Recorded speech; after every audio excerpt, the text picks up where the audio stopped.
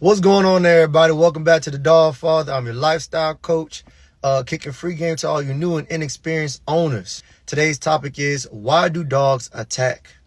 The reason why your dog wants to attack things, people and other dogs, is because your dog is an animal that was designed to attack. That's the most simplest and easiest way I could put that. So people like to ignore the fact that dogs have the same qualities as any other apex predator. They derive from the gray wolf. The wolf is an apex predator. And people like to paint this picture as if their dog isn't capable of doing things. It's not that your dog will do it, but your dog is capable. It has the tools to do it. The same tools a lion or a tiger has, or a jaguar, any apex predator, maybe not to the same extent, but your dog can still take down a smaller animal, a smaller dog, a boar, a bunny, you. Some of your dogs can take you down. All these news reports, dog mauling 3-year-old, dog mauling woman, dog killed its owner, 3 dogs killed their breeder. Whatever the case may be, your dog has the tools. And quite frankly, that's the dangerous part, is that they have the tools. So whether they use it or not, they still have it. So that's the problem number one. It's been over 20,000 years since the first domestication of dogs. And since then, clues have been left behind from their ancestors, proving that dogs are similar or related in some fashion, form, or way. Now, some people may disagree that dogs, in fact, do not derive from gray wolves.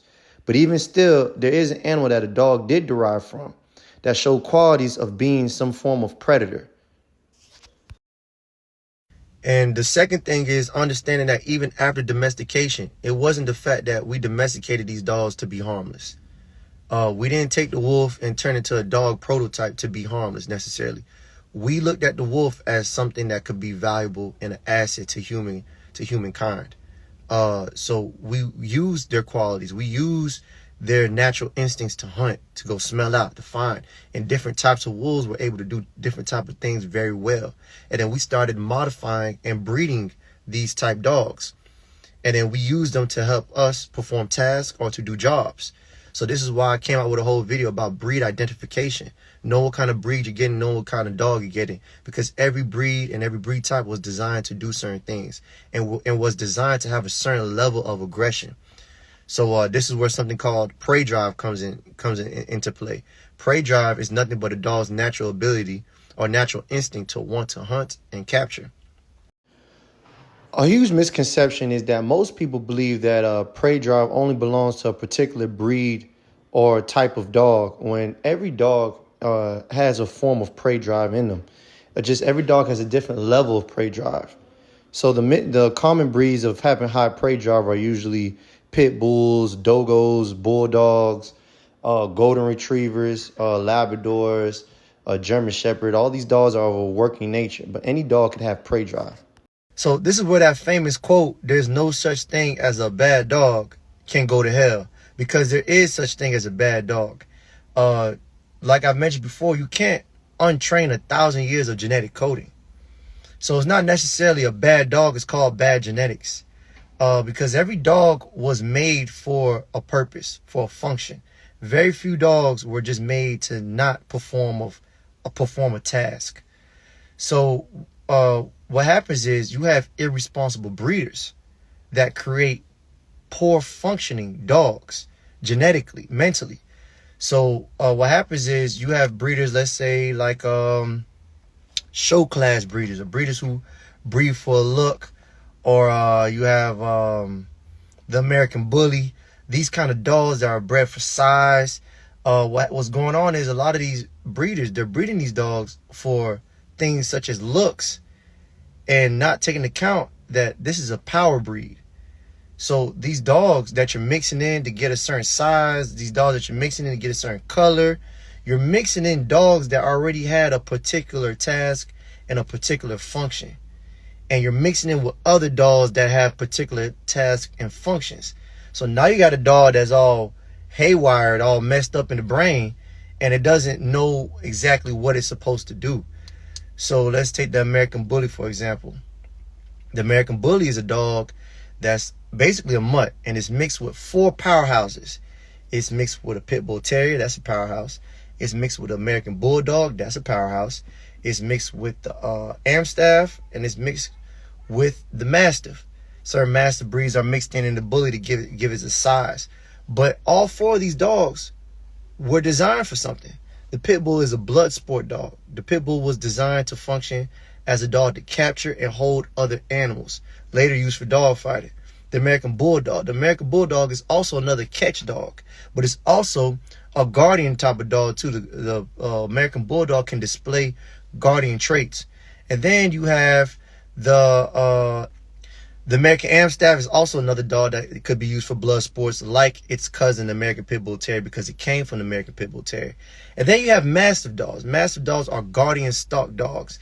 These are your dogs that are supposed to protect livestock or owners. These are your Cane Corsos, your Pressers, Borbals. These are these type of dogs. And these dogs are very much human aggressive. So you done mixed in a blood sport, human aggressive, guardian type dog all together in one to get this cute, big, muscular, wide chest, big head, colorful merle dog that you're selling to people as pet family homes. That's the issue. So now, and I'm not saying the American Bully can't be a great dog. I know there's a lot of great American Bullies out there, but I'm just making a point. It's just easy to pick on the American Bully because it's one of those few dogs that were just bred just to look good.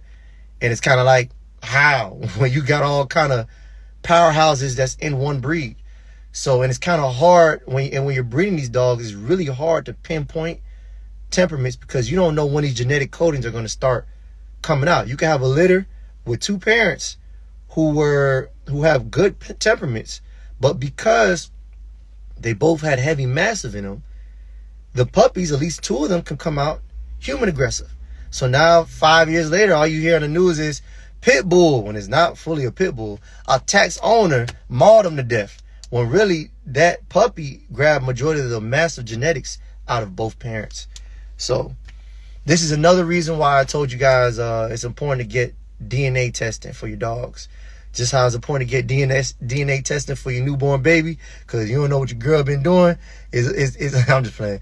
It's only right to get DNA testing for your dog so you could be 100% certain or close to certain about what kind of dog you're bringing into your house. This is why some people prefer to shop over adopt. See, when you adopt a dog, they just throw a dog at you. Here you go. It's a border collie. Here you go. It's a Cane Corso. Here you go. It's a Pit Bull. You don't know that for sure. And then even still, you don't know how that dog was bred or how that dog got here. If that dog was a mutt breed or a crossbreed, or was an accidental litter, you don't know what you bring inside your house. And there's no training that can out-train those genetics. So this is why I became a lifestyle coach. I teach people how to not just manage the dog, but get the dog the proper lifestyle, get the dog the proper outlets so it could express itself willingly, freely. So I think once we start telling the truth or learning the truth about our dogs, we'll make a lot of homes safer and it will make dog ownership safer. The thing about it is, I don't necessarily tell you guys not to own a particular breed. I love all breeds. I think every breed, for the most part, yeah, I don't like huskies like that. But no offense to all you huskies lovers. So there is dogs that I dislike, but I don't never say dogs need to be banned. I don't never say, should there be restrictions on certain breeds of dogs? Yes, once they become popular and they come from doing dangerous things, yes, they should be restricted, but not banned. I think everybody should be able to experience any dog that they want, but you need to be able to provide the lifestyle that dog needs and have an understanding and respect the dog. Part of respect is not shaming the dog for what it naturally wants to do and not ignoring the dog for what it naturally wants to do. A prime example is I like to watch border collies all the time. I like to watch them work on farms because they're very interesting. When a farmer gets a border collie or when it's training a puppy and it takes it on the farm, the first thing a border collie wants to do when it sees a sheep is attack the sheep. And then the farmer has to say, no, we don't attack the sheep. You work with the sheep and you guide the sheep. I need you to take the sheep over here. Don't eat the sheep. And then the border collie looks up at the farmer and says, okay, fine. I won't bite the sheep. And then he says, I can take a piece. No, you can't take the piece of the sheep. Just guide the sheep. And after that, the border collie goes on to do his job fantastically. Great. Like, let's just watch this border collie go to work.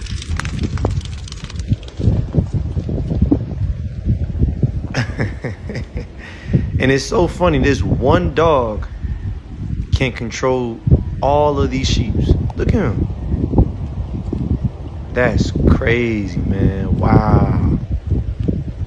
Wow. See, things like this is what your dog wants to do. This is what certain breeds of dogs were designed to do. This is what respecting the dog looks like. Not just feeding it kibble and, you know, giving the sofa. It's try to get as close to what the dog was created to do in the first place. Like, border collies are really the boss. That example like that is showing a mutual respect.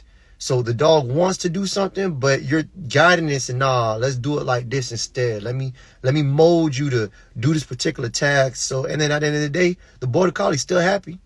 See what I'm saying? Doesn't need to attack the sheep, it just needs to guide the sheep. And the dog is living a fulfilled lifestyle.